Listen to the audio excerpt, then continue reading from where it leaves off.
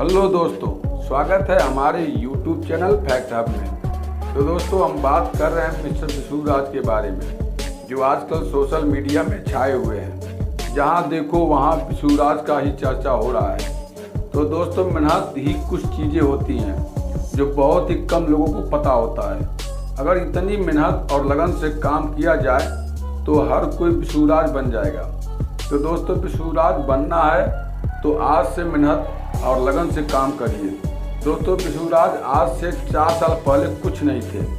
विशुराज इधर उधर बहुत जगह मजदूरी किया, कड़ी धूप में कुल्फी बेचे, ठेला चलाया, नाच प्रोग्राम में हिस्सा लिया, तमाम कठिनाइयों का सामना किया। यह तक कि धूप बरसात में मिट्टी के घरों में अपना जीवन व्यतीत किया।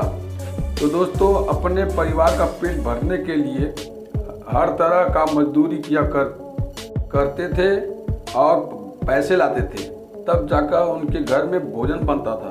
तो इस गरीब परिवार से थे। मालती के साथ शादी होने के बाद धीरे धीरे विशुराज का जीवन में बदलाव होने लगा। मालती चौहान विशुराज दोनों मिलकर कड़ी मेहनत किया। अब जाकर विशुराज अपने पैरों पर मजबूती से साथ खड़े हैं। आज इनके पास क्या नहीं है, आलीशान मकान, रुपया पैसा, शोहरत, गाड़ी, इज्जत, सब कुछ उनके पास है।